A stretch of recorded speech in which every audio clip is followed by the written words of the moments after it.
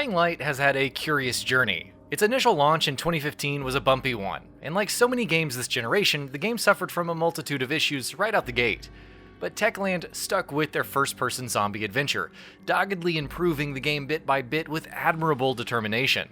All told, Dying Light's post-launch support has been nothing short of an exceptional one, to the point that even now, 5 years away from the game's release, and right on the cusp of its sequel coming out, we've got a new piece of content to dive into. In that, the very fact that Hellraid even exists is a pleasant surprise.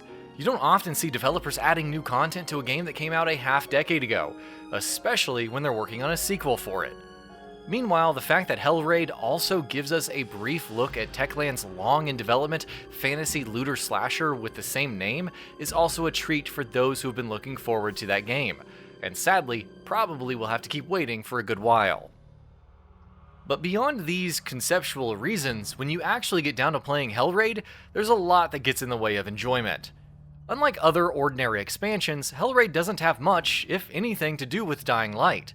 It retains some of the core mechanics, of course, but it's set in a completely isolated setting, with a different look and style, and different objectives.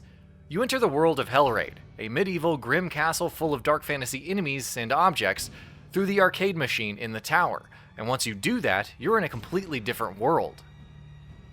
Hellraid does have a pretty interesting look, though its grim fantasy aesthetic isn't necessarily something that you haven't seen 100 times before. It is completely different from the world of Dying Light, and so it does manage to carve out a place for itself in interesting ways. But again, actually playing through Hellraid is a very static and dull experience. The DLC is all about looting and slashing, and little else. You progress through the multi-tiered dungeon looking for pieces of the Clavis Stone that will allow you to progress through each tier, and along the way, all you do is fight enemies, open doors, and loot the occasional treasure chest.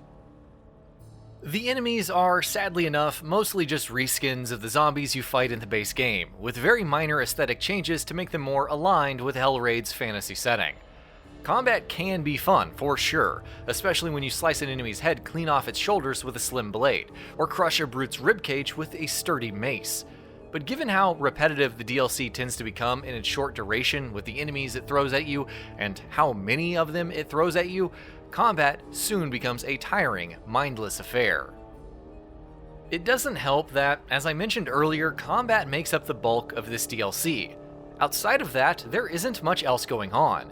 In the time you spend outside of combat, you'll be walking deeper into the dungeon, searching the corpses of your making, and looting treasure chests, while locked doors might occasionally force you to look for mechanical levers to open up paths to be able to continue progressing forward.